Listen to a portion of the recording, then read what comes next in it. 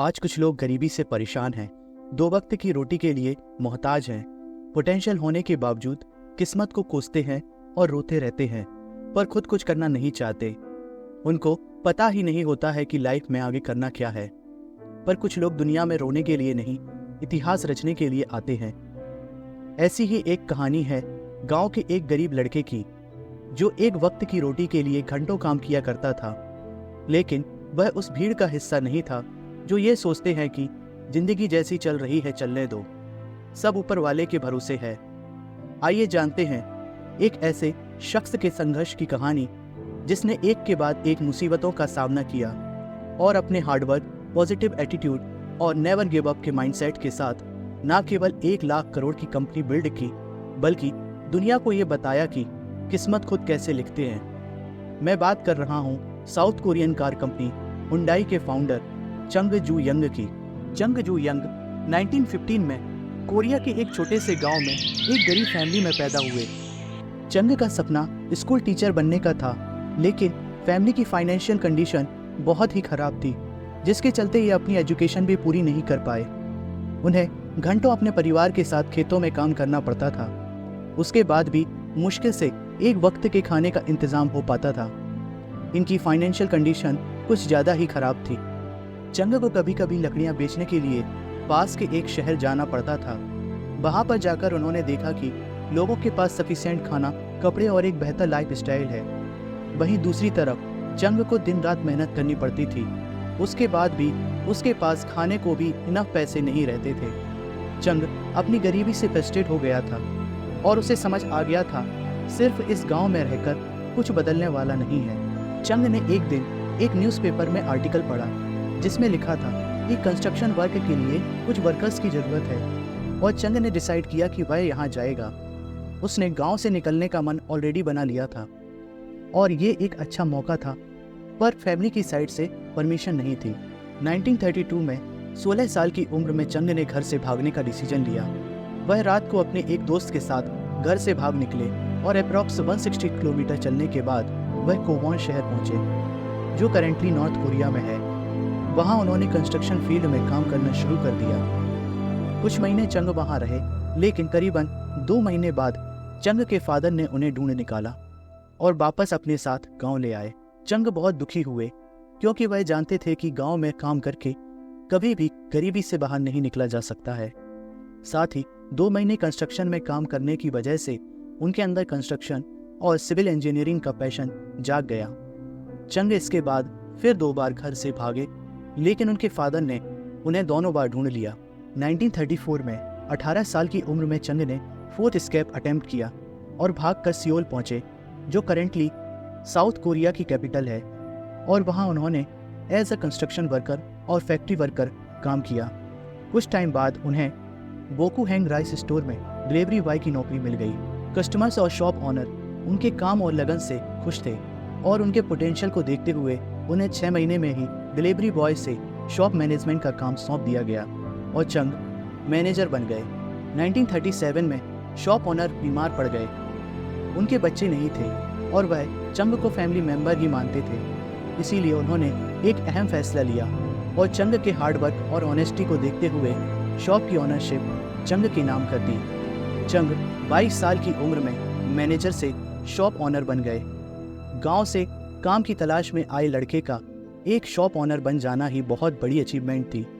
अब चंग के सिर पर एक बड़ी जिम्मेदारी थी, साथ ही अपने सपने पूरे करने का एक चांस था। इसके बाद उन्होंने शॉप की ग्रोथ के लिए बहुत मेहनत की और अपने बिजनेस को एक अच्छे लेवल तक ग्रो किया।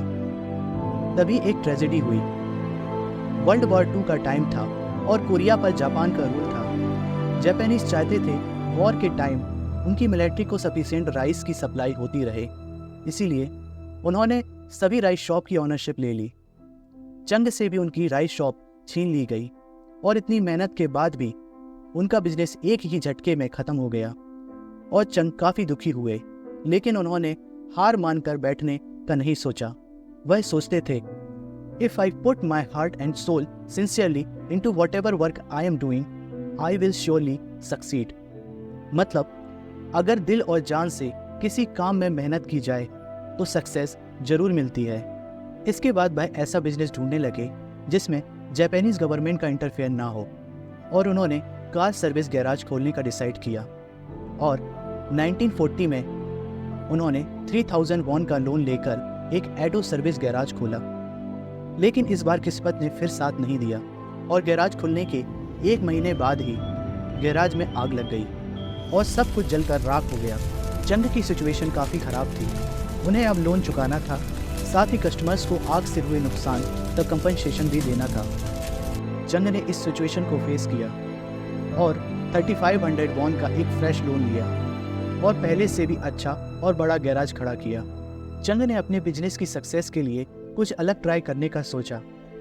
उन्होंने मार्केट में देखा कि इस फील्ड में यूजुअली कार रिपेयर करने में गैराज वाले 15 to 20 डेज का टाइम लिया करते थे। उन्होंने सोचा अगर यही काम कम समय में पूरा किया जाए तो कस्टमर को पसंद भी आएगा और उनकी शॉप की रेपुटेशन भी इंक्रीज होगी। उन्होंने सोचा अगर दूसरे गैराज 15 डेज में गाड़ी डिलीवर करते हैं तो मैं 5 to 6 डेज में ही अपनी सर्विस प्रोवाइड करूंगा। चंग ने अपनी स्ट्रेटेजिक माइंडसेट के साथ बिजनेस आगे बढ़ाया और कुछ ही टाइम में जो बिजनेस सिर्फ कुछ एम्प्लॉयज़ के साथ शुरू किया गया था वह अब बढ़कर 80 एम्प्लॉयज़ पर पहुंच गया। उनकी बिजनेस की अच्छी खासी ग्रोथ हुई और धीरे धीरे चंग ने अपना लोन भी रीपे कर दिया। चंग का बिजनेस बढ़ता जा रहा था और उन्होंने अपनी फैमिली को भी सियोल में ही शिफ्ट कर लिया। पर कहते हैं ना, मुसीबत बताकर नहीं आती। एक नई मुसीबत ने कदम रखा और उनको एक बार फिर एक मेजर डिजास्टर को झेलना पड़ा। जापान को वर्ल्ड वॉर 2 के लिए वॉर इक्विपमेंट बनाने थे, इसीलिए जापान ने उनसे उनकी शॉप की ओनरशिप ले ली और उनको एक लोकल स्टील प्लांट से मर्ज कर दिया और चंग फिर से ग्राउंड लेवल पर ही आ गए। इतने सालों की मेहनत एक ही झटके में उनसे छीन ली गई और उन्हें अपनी फैमिली के साथ गांव वापस आना पड़ा। लेकिन इस बार चंग के पास 50,000 वॉन की सेविंग्स थी और उन्हें भरोसा था वो फिर एक बिजनेस बना लेंगे। वर्ल्ड वॉर 2 खत्म हुई और कोरिया से जापान का रूल भी खत्म हो गया। साथ ही कोरिया नॉर्थ कोरिया और साउथ कोरिया में डिवाइड हो गया। 1946 में चंग वापस सियोल आते हैं और इस बार अपने कार वर्कशॉप बिजनेस फिर से शुरू करते हैं। इस बार पुराने एक्सपीरियंस के साथ वह अपनी शॉप को नाम देते हैं Hyundai motor service. Hyundai means modern. Car repairing business ठीक ठाक चल रहा था, लेकिन चंग नोटिस करते हैं कि अमेरिका अपनी मिलिट्री फोर्सेस के लिए बिल्डिंग बना रहा है। चंग को कंस्ट्रक्शन बिजनेस में अपॉर्चुनिटी दिखी, पर उनके पास इतना एक्सपीरियंस नहीं था। लेकिन बचपन में जागा हुआ सिविल इंजीनियरिंग या फिर कहें कंस्ट्रक्शन का पैशन उन्हें इस न्यू फील्ड में एंटर होने के लिए इंस्पायर करता है। और चंग 1947 में 31 की एज में अपनी एक कंस्ट्रक्शन कंपनी स्टार्ट करते हैं जिसका नाम हुंडई सिविल वर्क्स रखते हैं और चंग को छोटे मोटे प्रोजेक्ट मिलना शुरू हो जाते हैं। कुछ टाइम में ही उनको मेजर प्रोजेक्ट मिलना शुरू हो गए थे। लेकिन एक बार फिर कहानी में ट्विस्ट आता है और 1950 में नॉर्थ कोरिया साउथ कोरिया पर अटैक कर देता है। आर्मी सियोल के बहुत करीब आ गई थी, इसीलिए चंग को फैमिली के साथ सारा बिजनेस छोड़ छाड़ कर अपनी सेविंग्स के साथ बुसान शहर भागना पड़ता है। वॉर चल रही थी। अमेरिका साउथ कोरिया के साथ मिलकर नॉर्थ कोरिया से लड़ रहा था। चंग देखते हैं कि अमेरिका को टेंट्स वेयर हाउसेस की जरूरत पड़ रही है। अमेरिका के पास पैसों की कमी नहीं थी, बस उन्हें टाइम पर अपना दिया हुआ काम पूरा चाहिए था। चंग फिर से अपनी छोटी सी टीम के साथ काम शुरू करते हैं और कंस्ट्रक्शन शुरू करते हैं। वॉर के बीच काम करने में उन्हें कई हालात देखने पड़े, लॉसेस भी हुए, पर उन्होंने अपने लिए हुए प्रोजेक्ट को टाइम पर पूरा किया, जो अमेरिकन्स को बहुत पसंद आया और उनके स्ट्रॉन्ग रिलेशनशिप बिल्ट हुए। कहने को तो मुसीबत सर पर थी, पर चंग ने आपदा को अवसर में बदला। 1952 में वॉर खत्म हो गई। कोरियन गवर्नमेंट ने डेवलपमेंट के लिए ब्रिजेस, रोड्स, डैम्स को बनाना शुरू कर दिया। इस बीच चंग को काफ़ी मेजर प्रोजेक्ट्स मिले, जिनमें था Ulsan shipyard, the largest shipyard in the world, क्विंगयू एक्सप्रेसवे और सोयांग डैम, जो कि हुंडई ने ही बनाए थे। इन प्रोजेक्ट्स से चंग के बिजनेस में एक्सपोनेंशियल ग्रोथ हुई। इसके बाद चंग ने 1967 में हुंडई मोटर कंपनी को शुरू किया। 1968 में हुंडई और फोर्ड के बीच में पार्टनरशिप हुई। हुंडई को फोर्ड की कोर्टिना कार को असेंबल करने का कॉन्ट्रैक्ट मिला, लेकिन 1973 में पार्टनरशिप टूट गई क्योंकि फोर्ड नहीं चाहता था कि हुंडई अपनी खुद की इंडिपेंडेंट कार बनाए। हुंडई न्यू पार्टनर तलाशने लगा, पर as a new car company देखकर कोई साथ नहीं आ रहा था। फाइनली जापान की Mitsubishi company car manufacture technology देने के लिए रेडी हो गई। साथ ही इस बात का एडवांटेज भी मिला कि हुंडई अपनी ब्रांड नेम के साथ कार लॉन्च कर सकती है। हुंडई ने खुद की कार बनाना शुरू किया। हुंडई ने साउथ कोरियन सिटीजन के लिए एक अफोर्डेबल कार बनाई जिसका नाम पोनी था। वह साउथ कोरिया में सबसे ज़्यादा बिकने वाली कार बनी और हुंडई पोनी की सक्सेस के साथ ही उसने 60% मार्केट कैप्चर कर लिया। लेकिन कुछ टाइम में ही इस कार की प्रॉब्लम सामने आने लगी। गर्मी में पेंट उड़ जाना, इंजन में मैकेनिकल इशू के चलते उसकी मार्केट वैल्यू गिरने लगी और कंपनी लॉसेस में जाने लगी। लोगों ने चंग को कंपनी बंद करने की एडवाइस दी, लेकिन इसके अपोजिट चंग ने डिसाइड किया कि वह पहले से और भी ज़्यादा अच्छी और बेहतर कार मैन्युफैक्चर करेंगे। चंग ने 1980 में न्यू कार फैक्ट्री एस्टेब्लिश की और बहुत सारे इम्प्रूवमेंट के साथ कार्स का प्रोडक्शन स्टार्ट किया। 1982 में हुंडई ने अपनी पोनी 2 कार लॉन्च की, जिसको न केवल साउथ कोरिया में बल्कि अफ्रीका, लैटिन और कनाडा में भी एक्सपोर्ट किया गया। और हुंडई अगले कुछ ही वक्त में 4 लाख कार बेचकर वापस प्रॉफिटेबल कंपनी बन गई। अब हुंडई के सामने वर्ल्ड की बिगेस्ट मार्केट में एंट्री की सबसे बड़ी चुनौती थी। चंग ने नोटिस किया कि यूएसए में सेकेंड हैंड कार्स लेने का बहुत ट्रेंड है।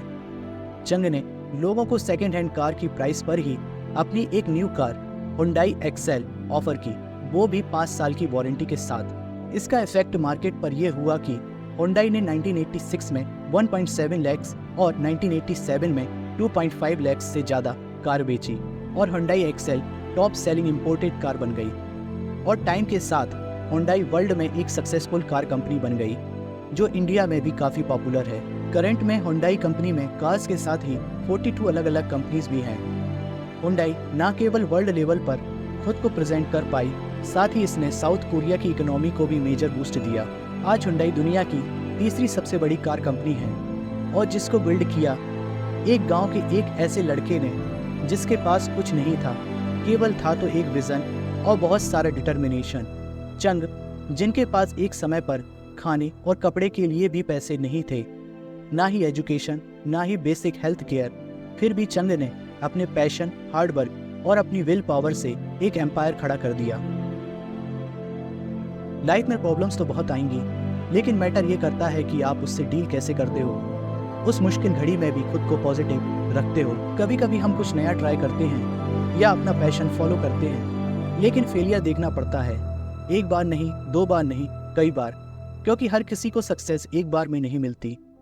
और शायद आज जो काम फेल हुआ हो, किस्मत में उससे भी बढ़कर कुछ लिखा हो। इस पॉजिटिव एटीट्यूड के साथ आगे बढ़ते रहना ही बेहतर रास्ता होता है। लाइफ भले ही फेलियर से भरी पड़ी हो, पर इन द एंड सक्सेस हमारा इंतजार कर रही होती है। Always remember, failure is the opportunity to begin again more intelligently.